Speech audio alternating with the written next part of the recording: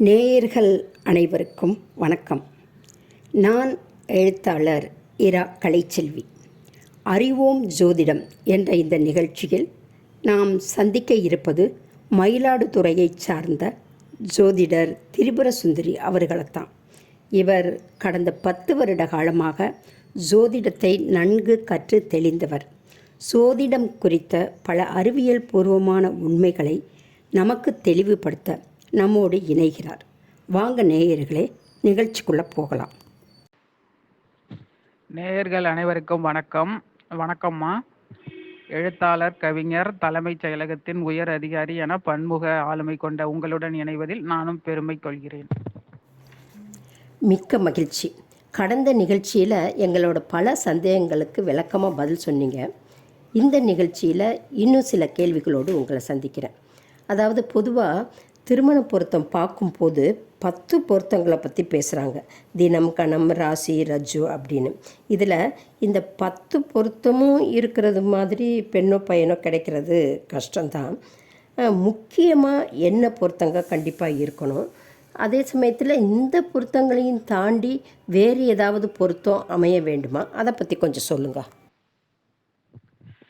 திருமணத்தின் போது இந்த 10 பொருத்தம் மட்டும் பத்தாது. அதை தாண்டி ஜாதகத்தை கட்டம் 12 கட்டம் இருக்குல்ல, அந்த அத்தனையும் நம்ம அலசி ஆராயணும். 10 பொருத்தங்கிறது இந்த தின பொருத்தம், கண பொருத்தம், மகேந்திர பொருத்தம் அப்படின்னு ஒரு 10 பொருத்தம் பார்ப்பாங்க. இது அனைத்தும் நட்சத்திரத்தை அடிப்படையாக வைத்து கணிக்கப்பட்டது இந்த 10 பொருத்தம். பழைய காலத்துல இந்த பொருத்தமும் கூட இல்லாம உறவு முறைகள்லே ஜாதகம் பார்க்க தேவையில்லை, உறவு முறை தானே அப்படின்னு சொல்லி திருமணத்தை முடிச்சு வச்சாங்க. அது அந்த கால சூழ்நிலைக்கு ஒத்து வந்தது. நட்சத்திரம், நாம் என்னைக்கு பிறந்தோம், நட்சத்திரப்படி இன்று நமக்கு என்ன தசை புத்தி நடக்கிறது, இன்னைக்கு கோச்சாரத்துல வானில் எந்த நட்சத்திரத்தின் மீது சந்திரன் நகர்கிறது, இதற்கு மட்டும்தான் நமக்கு நட்சத்திரம் தேவைப்படுது. இதை தவிர வேறு எங்குமே ஜாதகத்துல நட்சத்திரம் தேவைப்படலை. ஒரு கம்ப்யூட்டரு இந்த நட்சத்திரத்துக்கு இது பொருந்தும் பொருந்தாது அப்படின்ற ஒரு விடையை சொல்லிடும். இந்த பொருத்தம் இன்னைய காலகட்டத்துக்கு ஒத்து வர்றதில்லை. ஜாதகத்துல 12 பாவகங்களையும் நம்ம பார்த்துதான் ஆகணும். 1ஆம் பாவம் சொல்லி என்னன்னா லக்னம், அதாவது ஜாதகர், அவரோட குணம் என்ன, அவர் எப்படிப்பட்டவர், அவர் அதாவது வலிமையானவரா, லக்னம் வலிமை கொண்டவரா, குடும்ப பிரச்சனைகளை சமாளிப்பாரா, இல்ல பயந்து ஒதுங்கி விடுவாரா, இதையெல்லாம் அந்த லக்னத்துல பார்க்கணும். அடுத்தது 2ஆம் பாவகம், அவருக்கு வருவாய் உண்டா, ஏன்னா ஒரு பொண்ணை கல்யாணம் பண்ணி கொடுக்குறாங்கிறப்ப அந்த மாப்பிள்ளைக்கு நல்ல வருவாய் இருக்குதா அப்படிங்கிறத நம்ம பார்க்கணும்.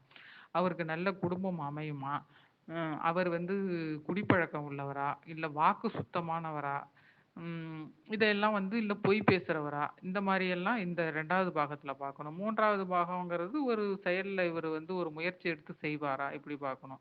4வது பாகங்கிறது வீடு, வாகனம், இவைகள்ல யோகம் உண்டா, இவர் கல்வி கற்றவரா. ஏன்னா நிறைய பேர் படித்தேன் அப்படின்னு சொல்லிட்டு, படிச்சிருக்கேன்னு சொல்லி ஏமாத்தி திருமணம் பண்ணிடுறாங்க. அதெல்லாம் இந்த 4ஆம் பாவத்துல பார்க்கணும். அடுத்தது 5 உங்களுக்கு குழந்தை பாக்கியம் உண்டா, அவரது லக்ன வலிமைப்படி அந்த குழந்தையோட அவரை பாக்கியங்களை அனுபவிக்க யோகம் உள்ளவரா இருக்காரா, இது அந்த 5ஆம் பாகத்துல பார்க்கணும். நம்ம அடுத்தது 6, அவருக்கு எப்படிப்பட்ட வேலை, நிரந்தரமான வேலையா, இல்லை இப்போ டெம்பரவரியா தான் பார்த்துக்கிட்டு இருக்காரா, அதை பார்க்கணும்.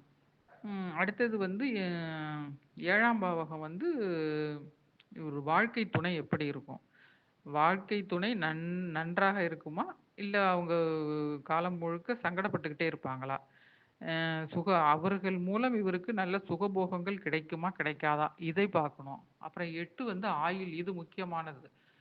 ஒரு ஒரு வரனை திருமணம் பண்ணணுங்கிறப்ப அவருக்கு ஆயுள் கரெக்டா இருக்கா அப்படின்னு பார்க்கணும். நம்ம போய் பார்க்குறப்ப இந்த வீட்டுல நல்ல காரு வசதியோட இருக்காங்க, நல்லா இருக்காரு பையன், நல்லா சம்பாதிக்கிறாரு அப்படின்னு பார்த்துட்டு வந்தா அவருக்கு ஆயுள் கம்மி அப்படிங்கிற ஒரு சூழ்நிலை வர்றப்ப நமக்கு அங்க ஒரு இடைஞ்சல் வந்துடும். அதனால ஆயுள் இருக்குதாங்கிறத முக்கியமா பார்க்கணும். அடுத்தது இவர் பாக்கியங்களை அனுபவிப்பாரா, இவர் பூர்வீக சொத்துகள்லாம் உண்டா, இதெல்லாம் இந்த ஜாதகத்துல தான் கணிக்கணும். ஏன்னா ஒரு ஜாதகத்தின் 1, 5, 9ஆம் பாவகங்கள் தான் அவர் எவ்வளவு பாக்கியத்தை அனுபவிக்க போகிறார் அப்படிங்கிறத தீர்மானிக்கும். அந்த பாவகங்கள்ல ஒரு கெட்ட கிரகம், தீய கிரகமான சனியோ ராகுவோ இருக்கும்போது எவ்வளவு இருந்தாலும் அவரால அனுபவிக்க முடியாது. அப்படி ஒரு சூழ்நிலைக்கு அவர் தள்ளப்படுவாரு. இதனால அத பார்க்கணும். அடுத்தது 10 வந்து 10ஆம் பாவகம் தொழில். இவர் தொழில் பண்ணுவாரா? இல்ல அடிமை வேலை செய்வாரா? அடுத்தது 11 அதன் மூலம் இவருக்கு லாபம் கிடைக்குமா? அதாவது வாழ்க்கையில இவர் முன்னேறுவாரா? இல்ல லாஸ்லயே ஓடிட்டு இருக்குமா? அத கவனிக்கணும். அதுக்கு அடுத்தது 12ஆம் பாவகம். இந்த எல்லா வசதிகளும் இருந்தாலும் அதை அனுபவிப்பாரா? மாட்டாரா? இவர் உள்ளூர்ல இருப்பாரா? வெளியூர்ல இருப்பாரா? ஏன்னா வெளியூர்ல இருந்தாருன்னா, இவரு வெளியூர்லேருந்து சம்பாதிச்சு இங்க அனுப்பிட்டே இருப்பாரு. இங்க பணம் சேரும். ஆனா, அவரு வந்து காலம் முழுக்க எதையுமே அனுபவிக்க மாட்டாரு. ஒரு சின்ன ரூமுக்குள்ளேயே அடைபட்டு சம்பாதிச்சு குடுத்துக்கிட்டே இருப்பாரு. அந்த மாரி சூழ்நிலையில இருக்காரா? இந்த மாரி சூழ்நிலையில அது அவருக்கு இணையான அந்த பெண்ணும் இந்த மாரி வெளியூர் போற பெண்ணா இருக்கணும். அந்த பெண்ணுக்கு இந்த யோகம் இருக்கணும். அப்ப இந்த காலத்துல டக்குன்னு எல்லாரும் பெண்ண அந்த ஊருக்கு அழைச்சிட்டு போயிடுறாங்க. ஆனா, அந்த காலத்துல அப்படி இல்ல. மாப்பிள்ளை மட்டும் போவாரு. இவங்க இங்கேயே இருப்பாங்க. அந்த மாரி ஒரு சூழ்நிலை தான் இருந்தது. இப்ப வந்து பொண்ணையும் அழைச்சிட்டு போயிடுறாங்க. அந்த மாரி ஒரு பொண்ண தான் நம்ம இந்த இந்த 12ஆம் இடத்த பார்த்து சேர்க்கணும். இல்லன்னா காலம் முழுக்க மாப்பிள்ளை அங்கேயே இருப்பாரு, சம்பாதிச்சுட்டு இருப்பாரு. ஏதோ 2 வருஷத்துக்கு ஒரு தடவ வருவாரு. பெண்ணு இங்கேயே இருக்கும். இந்த கால சூழ்நிலைக்கு இந்த ஒரு வாழ்க்கை ஒத்து வர மாட்டேங்குது. பொண்ணு தனியா இருக்கிறது, மாப்பிள்ளை அங்க இருக்கிறது இந்த கால சூழ்நிலைக்கு ஒத்து வர மாட்டேங்குது. அதையும் இந்த ராசி கட்டத்துல தான் பார்க்கணும். இப்படி 12 கட்டமும் எப்படி இருக்கு? அதில் எந்த கிரகம் அமர்ந்திருக்கு? எந்த கிரகத்துடன் இணைந்திருக்கு? எந்த கிரகத்தின் பார்வையை பெற்றிருக்கிறது? திருமணத்திற்கு பின் அவங்களுக்கு எந்த பாவகம் செயல்பட போகிறது? அப்ப என்ன நடக்கும்? நல்லது நடக்குமா? கெட்டது நடக்குமா? திருமணம் ஆன 5 வருடத்துக்குள்ள குழந்தை பிறந்துருமா?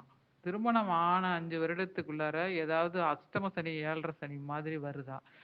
7:30 சனி வந்தால் கூட சமாளித்து விடலாம். இது 2 பேருக்கும் வருதா? அப்படிங்கிறத கவனிக்கணும். அந்த அஷ்டம சனிங்கிறது ஏதாவது ஒரு பிரச்சனையை கொடுத்துவிட்டு தான் செல்லும். அப்படி இருக்கிறப்ப, அப்ப ஏதோ ஒண்ணு நம்ம இழக்கிற சூழ்நிலை வரும். அது எதை இழக்கப் போகிறோம்? பொருளை இழக்கப் போகிறோமா? வேற ஏதாவது இழக்கப் போகிறோமா? இதெல்லாம் கவனிக்கணும். அப்ப அந்த அதுக்கு இடையில வந்ததுன்னா, அந்த திருமண பந்தத்துல ஒரு விரிசல் வந்துருது. அதனால தான் இந்த அஷ்டம சனி, 7:30 சனிகள் வருதா அப்படிங்கிறத பார்க்கணும். திருமணமான 5 வருஷத்துல இந்த சஷ்டாஷ்டகமா தசை வருதா? அத கவனிக்கணும். ஜாதகர் 2 பேரும் பெண்ணும் பெண் மாப்பிள்ளை இருவரும் ஒரே எண்ணங்களை கொண்டவர்களாக இருக்கிறார்களா? இல்ல முரண்பட்ட எண்ணங்களை கொண்டவர்களாக இருக்கிறார்களா? அதாவது லக்னம் 2 பேருக்கும் சுபத்துவமா இருக்கா? லக்னம் 2 பேருக்கும் பாவத்துவமா இருக்கா? இத கவனிக்கணும். அடுத்ததா, இந்த இருவருக்கும் ஒரு திருமணம் தானா? அல்லது 2, 3வது திருமணங்கள் உண்டா? இத கவனிக்கணும்.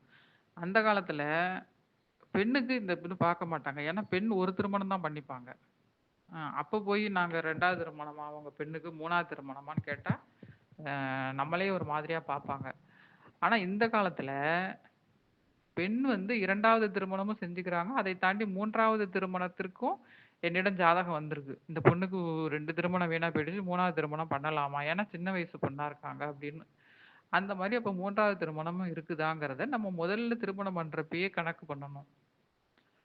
ஏன்னா, இப்ப வந்து நாங்க இப்ப பெண்கள் வந்து இந்த அதையும் தாண்டி லிவ் இன் டுகெதர்ல வாழ்றாங்க. வெளியில ஃபாரின்லாம் போறவங்க லிவ் இன் டுகெதர்ல வாழ்றாங்க. இதையெல்லாம் இந்த காலத்துக்கு ஏற்ப நம்ம இந்த ஜாதகத்துல அப்டேட் பண்ணிக்கணும். அதுக்கு தகுந்த மாதிரி தான் பலன் சொல்லணும். அந்த காலத்துல இந்த பிரச்சனை இல்ல. இப்ப வந்து நாங்க இந்த 7, 11, 3 என்ற 1வது திருமணம், 2வது திருமணம், 3வது திருமணங்களையும் பார்க்க வேண்டிய கட்டாயத்துக்குள் தள்ளப்படுகிறோம். இவையெல்லாம் முக்கியமா பார்க்கணும். அப்போ இப்போ பார்க்கும் திருமண பொருத்தம் நாங்கள் வந்து காலத்திற்கு ஏற்ப அப்டேட் பண்ணிட்டு தான் பார்க்க வேண்டிய ஒரு சூழ்நிலையா எங்களுக்கு இருக்கு. இது எதுவுமே இந்த 10 பொருத்தத்துல இந்த நட்சத்திரத்தை மட்டும் வச்சு பார்த்தோம்னா, இவ்வளவும் நம்ம பார்க்க முடியாது. ஏன்னா, நம்ம ஒரு இடத்துல ஒரு மாப்பிள்ளை பார்க்க போனோம்னா, இவ்வளவையும் பார்க்குறோம். மாப்பிள்ளை நல்லா இருக்காரா? வேலைக்கு போறாரா? நல்லா சம்பாதிக்கிறாரா? இவருக்கு நல்ல டேலண்ட் இருக்கா? இவரு நம்ம பொண்ண நல்லா வச்சுக்குவாரா? இப்படி இப்ப இந்த 12 கட்டத்துக்குள்ளார நான் சொன்ன அத்தனையுமே நம்ம பார்க்குறோம். இது எல்லாமே ஒத்து வந்தா தான் அந்த மாப்பிள்ளைய நம்ம செலக்ட் பண்றோம். ஆக இந்த ஜாதகத்த நம்ம இப்படிதான் அலசி ஆராயணும். அடுத்தது வந்து ஒரு திருமணமாகி 30 வருடம் வரைக்கும் அவங்களுக்குள்ள பிரிவுங்கிறது வராத மாதிரி ஒரு சூழ்நிலை வருதா? ஏன்னா, ஒரு கொஞ்ச நாள்ல பிரிவு வந்துட்டுன்னா, அவங்களுக்கு குழந்தை பொறந்துரும். அந்த குழந்தைகள் பாதிக்கப்படும். அதனால 30 வருடம் வரைக்கும் அவங்க இணைந்து வாழ்வார்களா? அதுக்கு மேல வயசாகி போயிடும். அதனால அத பார்க்க வேணாம். அந்த 30 வருடம் நல்லா இருக்குதா? அப்படிங்கிறத பார்க்கணும். இதையெல்லாம் கரெக்ட்டா பார்த்தோம்னா, நம்ம வந்து 100% இவங்களுக்கு பிரிவு இல்லாம வாழ்வாங்க அப்படின்னு சொல்லி, நம்ம ஒரு கேரண்டி குடுக்கலாம். இது எல்லாத்துக்கும் வந்து அந்த ஜாதகம் ஒரிஜினலா இருக்கணும். இது கரெக்ட்டான ஜாதகமா? இவங்களுக்கு முன்னால இதெல்லாம் நடந்திருக்காங்கிறதையும் செக் பண்ணிக்கணும்.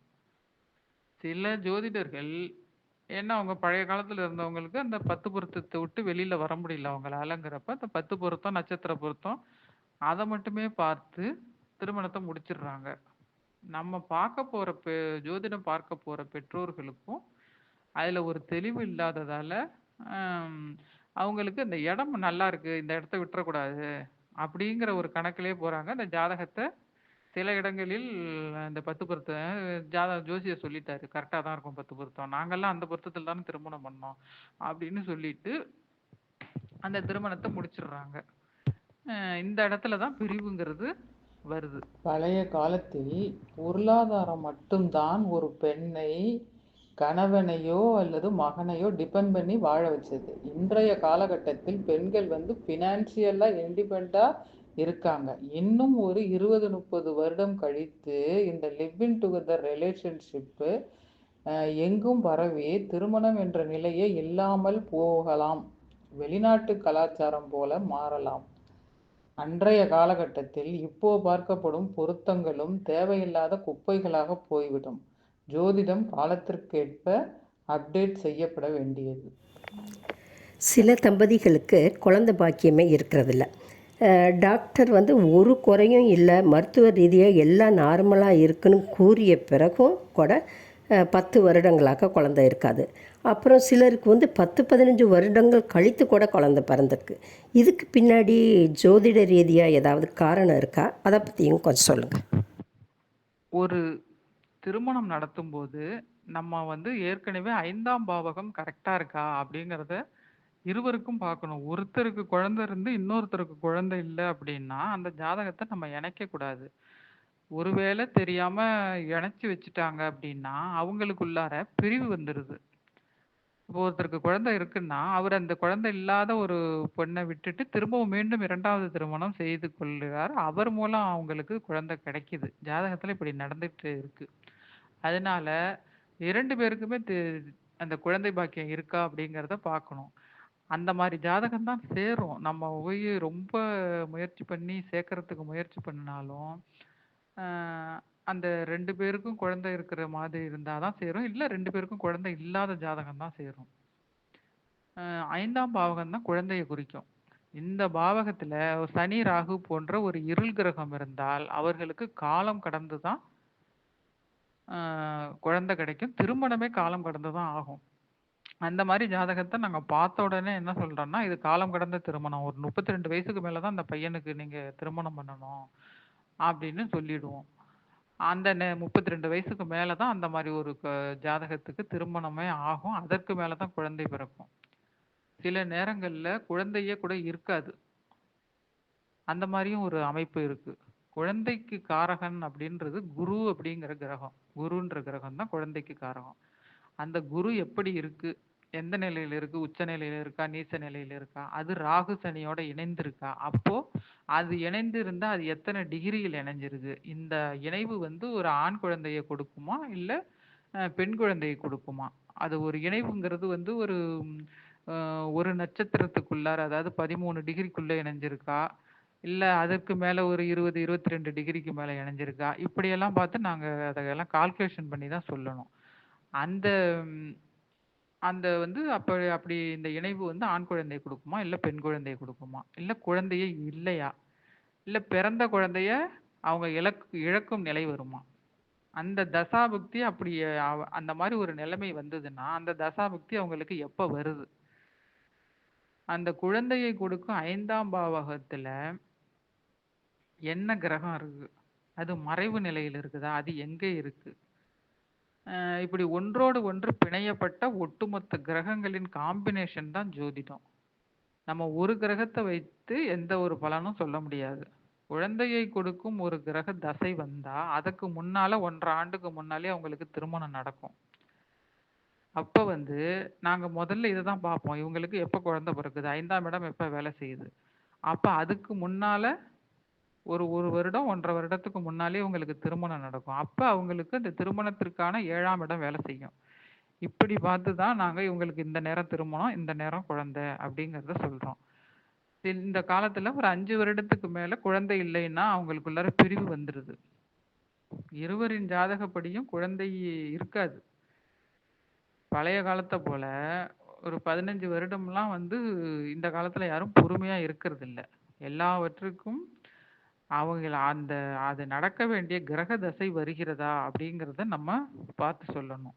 இப்படிப்பட்ட ஜாதகங்களுக்கு காலதாமதமாக தான் திருமணம் செய்யணும் அப்படின்னு சொல்றோம். இளம் வயதிலே திருமணம் செய்தா அது மீண்டும் வந்து 2வது திருமணத்துல தான் கொண்டு போய் விடுது. இது அவங்க ஜாதகப்படி தவிர்க்க முடியாதது. அவங்களுக்கு ஒரு டயம் சரியில்ல. ஒரு அஷ்டம சனியை கடக்க போறாங்க. அதுக்கு அடுத்து சஷ்டாஷ்டகமா தசை வருது. அப்படின்னு ஒரு கணக்க அடுத்தது நாங்க கால்குலேஷன் பண்ணிக்கிட்டே வந்தோம்னா, அப்ப வந்து அவங்க திருமணத்த பண்ணிட்டு, அதுல ஒரு டைவர்ஸ் வாங்கிட்டு, திரும்பவும் 2வது திருமணத்துக்கு முயற்சி பண்ணி பண்றாங்க. அந்த மாரி தான் ஒரு இது வருது. அதனால குழந்தைகள் 2 பேருக்கும் இருக்கிற ஜாதகத்த தான் இணைக்கணும். இல்லன்னா குழந்தைகள் 2 பேருக்கும் இல்ல அப்படிங்கிற நிலைமையில தான் இணைக்கணும். இவங்க 2 பேரையும் மாத்தி இணைச்சோம்னா, அந்த இடத்துல பிரிவு வந்துருது. இவ்வளவுதான் அந்த குழந்தைக்கான ஜோதிடம். இதுவரை ஜோதிடம் குறித்த பல சந்தேகங்களுக்கு தெளிவாக அறிவியல் பூர்வமாக விளக்கம் சொன்னீங்க. இன்னும் சில சுவாரஸ்யமான கேள்விகளோடு அடுத்த நிகழ்வில் சந்திக்கலாம். நன்றி, வணக்கம். அனைவருக்கும் நன்றி, வணக்கம்.